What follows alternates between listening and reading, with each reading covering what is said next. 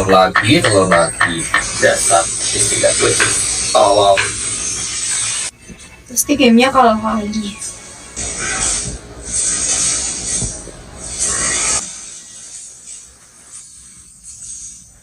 Sana.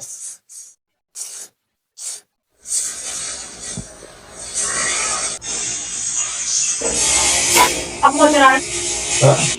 Malah ide, menurutmu kalau kita udah cerai terus apa? Sabar, aku lagi kerja ini. Ya apa orang kamu gimana yang pakai dolar? Kalau kira kamu Aku kerja dari pagi sampai malam cuma buat nyalain keluarga itu masih kurang. apa nggak cukup uang kafe tuh, kamu harusnya lebih usaha lagi. Kenapa sih kau nggak sabaran lo? Ini apa? Kalau udah lagi, kemana?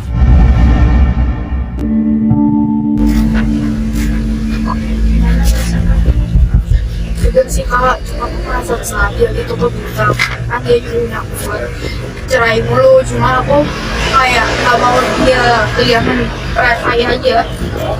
Kamu habis ini kalau ada apa-apa cerita aja ke kita. Gak apa-apa, kita kan gak kamu juga. Apalagi si Bintang tuh, kasihan loh, dia masih kecil.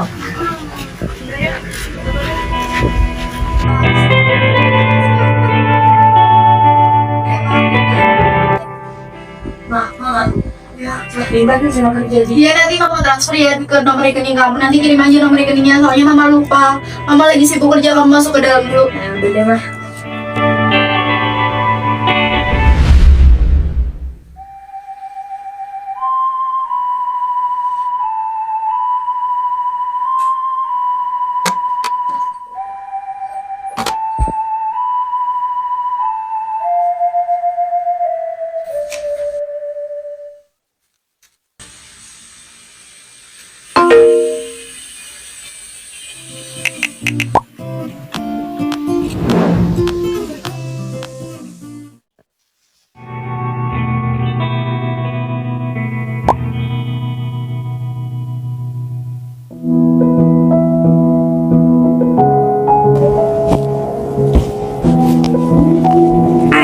Hai, aku kira kamu bakal ghosting aku. Ih, enggak dong.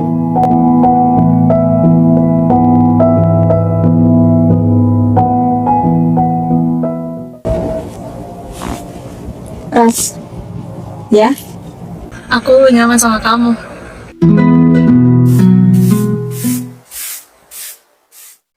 Oke, sini Bintang bantu ya, Dek. Nggak usah. Oti istri sehat ini di rumah, sehat di mana loh, Ti? Oti makanan crispy aja giginya sakit. Hei, Oti ini loh, sehat. Kagak sumpah loh, saya bilang Oti ini jangan besar itu loh.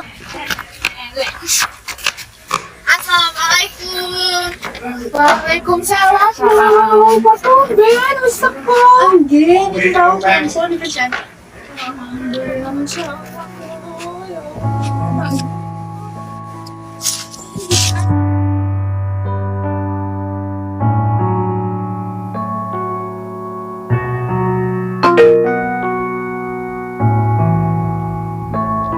Ya udahlah, mama juga gak peduli.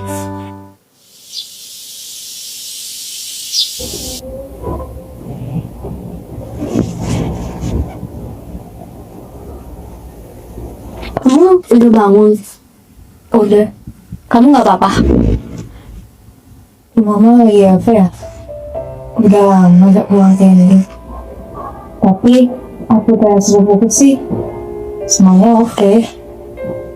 Kamu pengen pulang ke Indo nggak? Nanti deh. Sekarang masih sibuk nih. Kamu masih sibuk apa belum siap buat step out ke keluarga? Kalau kita udah nikah di sini, ayo. Enggak, emang lagi sibuk aja. Lagian di sini aku udah punya kamu nemenin aku. Makasih ya. Maaf ya, aku udah bawa hubungan kita sejauh ini. Dan maaf juga, aku salah di sini. Gak apa-apa. Aku pengen sama kamu terus. Ya kita sama. Aku pengen punya anak. Kita harus adopsi ya.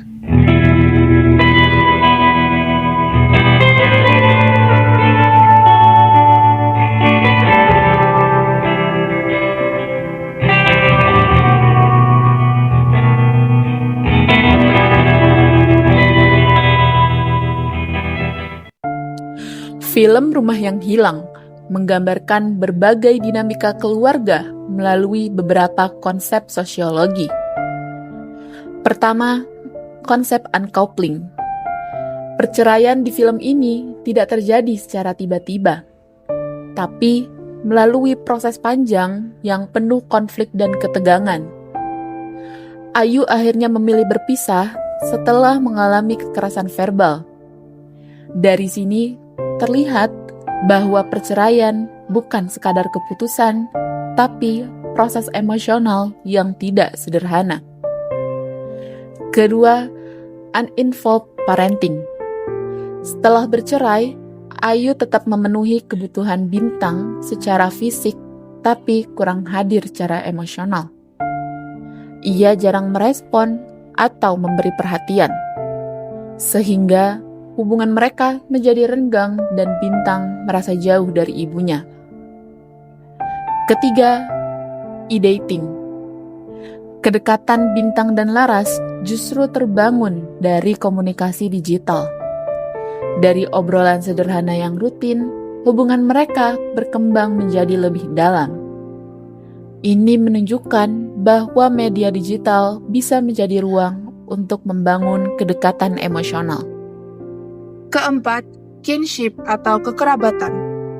Bintang masih punya hubungan dengan neneknya, yang justru memberinya rasa nyaman. Hal ini memperlihatkan bahwa keluarga besar bisa jadi tempat dukungan, walaupun tidak selalu bisa menggantikan peran keluarga inti. Kelima, same-sex family. Bintang menemukan rasa diterima dan dimengerti dalam hubungannya dengan Laras.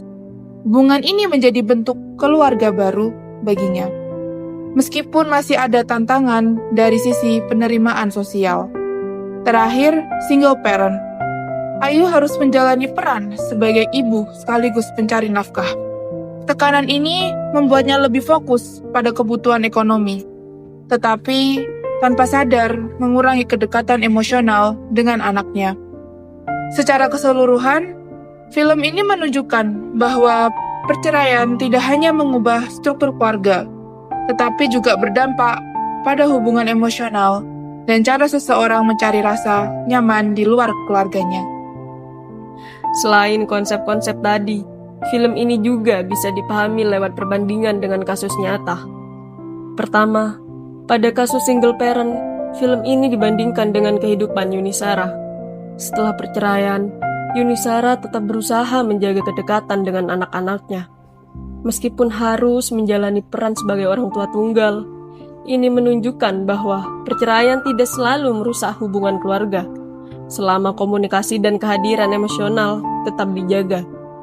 Berbeda dengan itu, dalam film, hubungan Ayu dan Bintang justru semakin renggang setelah perceraian.